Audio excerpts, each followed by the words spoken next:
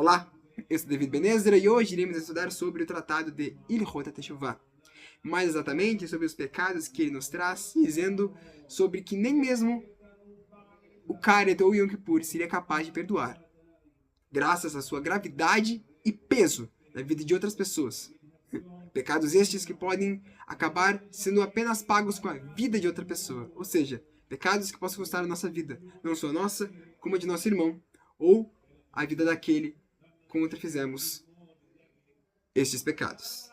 E são eles: fazer o público pecar. Isso inclui impedir o público de cumprir o mandamento positivo. Ou seja, imaginemos que um governador ou um presidente cria uma lei que proíbe o judeu de estudar a Torá, proíbe o judeu de usar a kippah, proíbe o judeu de comprar um talit, de comprar livros religiosos.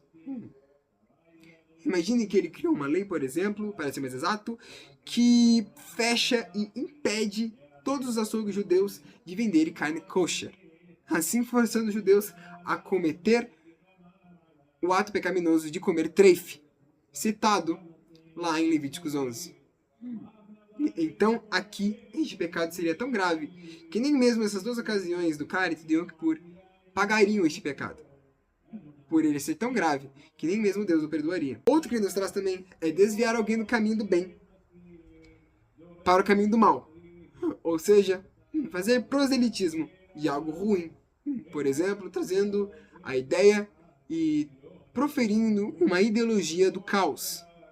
Por exemplo, uma ideologia que coloque em risco e em jogo a vida de outras pessoas inocentes, simplesmente pelo puro ódio, por elas serem diferentes, por não seguir a mesma religião que você, ou até mesmo por não ser da mesma cor que você. Fazer proselitismo de uma ideologia ruim, maléfica e cruel sobre a vida de outra pessoa, a pregando como uma coisa boa, para que as pessoas pequem em seu nome. Para ser mais exato, esses pecados, no geral, são pecados que eu cometo, que fazem corromper a vida de outras pessoas inocentes, que as fazem pecar inconscientemente. Fazer uma pessoa pecar inconscientemente é um dos pecados mais graves citados em todos os livros rabínicos. Para puxar um pouco esse gancho, é quando eu peço perdão mais de 5 vezes a você. Peço perdão inumerosamente, e ainda assim você não me perdoa. Se este pecado já for retificado de mim, graças ao meu perdão, se meu coração já estiver arrependido bastante, a ponto que eu já não sinto mais o peso deste pecado, por ter pedido perdão a você, e você ainda assim não perdoar, então aí, a culpa, o peso, a consequência deste pecado recai sobre você. Maimônides também nos diz: abster-se de corrigir o seu filho por andar no caminho errado, como, por exemplo, um filho que é dependente da autoridade do pai para se abster das más influências. Não corrigi-lo é como influenciá-lo a pecar. A correção de nossos pais, o encaminhamento ao caminho do meio de nossos pais, o ensinamento deste, é como se eles estivessem nos blindando do pecado, da maledicência, do ódio do lado de fora, desta cúpula que ele coloca sobre nós. E quando eu não construo essa cúpula, não corrigindo meu filho, e não o dizendo o caminho certo, sabendo que ele está fazendo errado, mas às vezes inconsciente, de uma maneira cega, e eu não o disser, assim fazendo com que ele peque sem a minha correção, então este pecado é imperdoável. Por isso, de novo, eu estarei incidindo uma pessoa a pecar inconscientemente através do meu pecado. O quarto, ele nos diz assim: pecar com intenção, dizendo, eu pecarei e depois me arrependerei. Ou, eu pecarei e o Yom Kippur espiará por mim. Ou seja, eu posso fazer uma coisinha errada aqui, depois eu me resolvo lá no Yom Kippur. Ou, eu vou pecar aqui e depois é só pedir perdão, que tá tudo certo. Quando pecamos conscientemente, achando de que o próprio ato do perdão ou do Yom Kippur já retifica o meu pecado, esse já é um pecado. Porque você está colocando na conta de Deus. Você está como se fizesse Deus de bobo, achando que o simples ato de pecar e depois pedir perdão já vai me retificar. Não confunda pedir perdão várias vezes e esse pecado recair contra você com eu pequei contra você de propósito e depois eu peço perdão sabendo que estou errado e nada muda em mim. este pecado não recairá sobre outra pessoa, e sim continuará com você até o fim de seus dias. Pois isso não é techuvá, isso é pecado. Techuvá é quando eu peço perdão e algo em mim muda. Minha alma é retificada, minha mente é mudada, minha fala, meu comportamento é retificado. Isso é techuvá. Agora, achar que eu poderei pecar e depois pedirei perdão e o próprio Yom Kippur retificará por mim, aí você está pecando e gravemente, a ponto que nem mesmo Deus te perdoará. Nem mesmo o Kharit, o Yom Kippur, retificará o seu pecado. E ele o perseguirá pelo resto de suas vidas. Outra que ele nos dá, o quinto, é jamais contestar as palavras dos sábios. Isto faz com que a pessoa duvide das palavras e assim faz com que ela ignore a palavra e o arrependimento. Ou seja, não conteste a palavra dos sábios.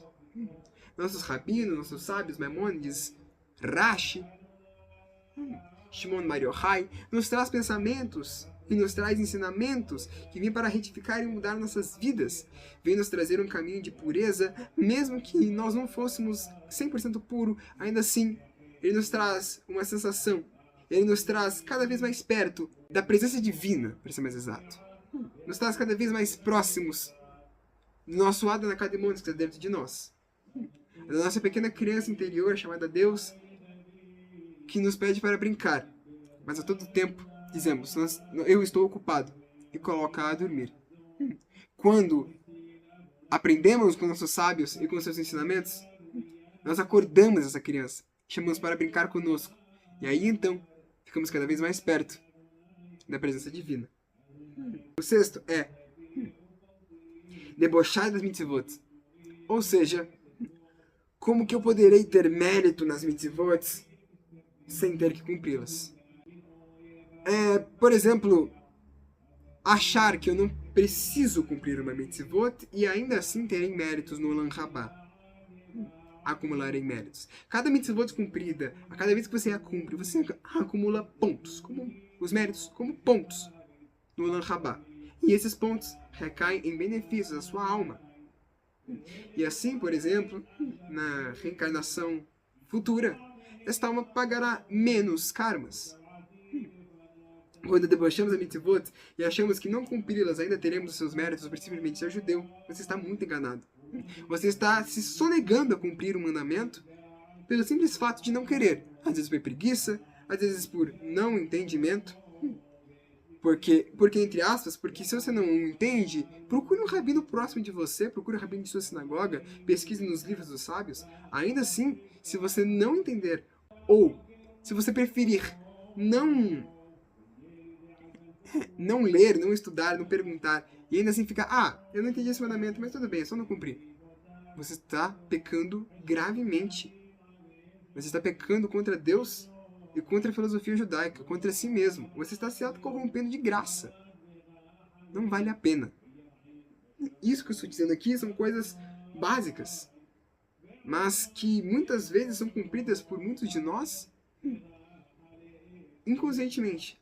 Outra coisa, se um desses atos está sendo atuado de forma inconsciente, ainda há chance de fazer techuvá, porque foi de forma inconsciente. E se você não conhecia esses mandamentos e cumpriu eles sem conhecer que eram pecados, então esses pecados não são contados. O Maimônides nos diz que os 3 primeiros pecados no começo do techuvá não são contados, porque você ainda é inconsciente, você ainda não conhece todos. Então não tem como você saber que estava pecando. Então eles não são contados. Agora, se você já fez a techuvá, você já é um judeu, e ainda assim faz tudo isso, e ainda acha que a techuvá poderá retificar a sua alma, não vai. Humilhar os seus mestres. Ou seja, a pessoa que agir assim deve ser rejeitada por eles, e assim a afastará de si. Humilhar os seus mestres, dizer, você não sabe do que eu estou falando, você não sabe de nada.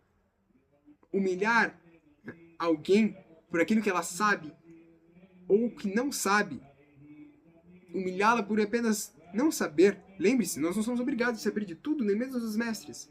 Somos humanos, não somos robôs. Não somos obrigados a termos um Google mental a cada vez que você faz uma pergunta. Se eu não souber, eu vou aos sábios, aos livros. Ou você mesmo pode ir. Se eu não sei, você pode me ensinar. Agora, jamais humilhe seus mestres, pois isso, como já disse nos outros, é gravíssimo e imperdoável.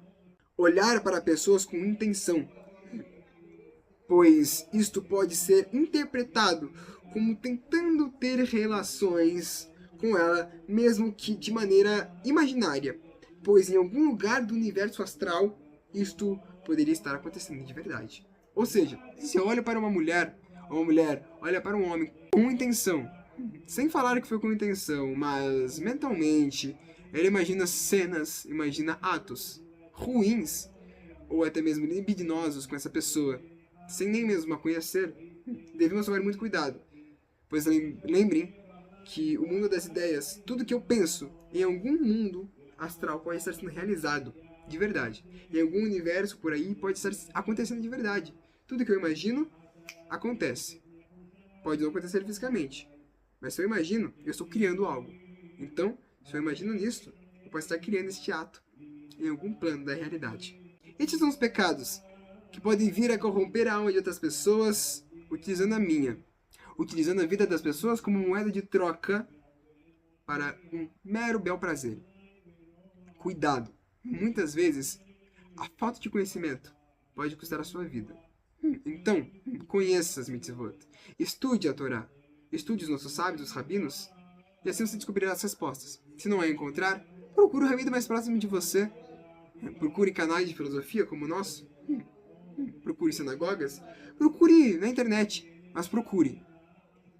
Não use a desculpa do não saber para cometer os pecados. E se você cometer de forma inconsciente, faça techuvá. Você não precisa ser judeu para cumprir a techuvá. Mesmo um goim pode fazer a techuvá. Simples fato de, como eu já disse, evolução mental, física e espiritual já pode ser considerado como techuvá. E assim, como eu já disse em algumas práticas, se você não ler um livro e não sair mudado daquele livro, se você não estudar alguma coisa e não sair pelo menos alguma coisa em sua alma mudada, você não estudou, você não leu. Então, faça techuvá, estude os nossos sábios e cuidado com os seus atos, pois eles podem custar a sua vida. Eu vou ficando por aqui. Shalom Nukulan, paz e plenitude a todos. Estes dois vídeos aqui que estão aqui ao lado são um vídeo do rabino Rav Ezra Ben Levi, nosso rabino de nossa sinagoga, e aqui embaixo a minha última prédica que eu fiz no Kabbalat Shabbat, onde tem mais ensinamentos muito importantes para a nossa alma. E aqui o nosso canal, onde você poderá acessar e ver nossos últimos vídeos, podcasts, estudos, prédicas, serviços religiosos e muito mais. É isso, vou ficando por aqui e até a próxima.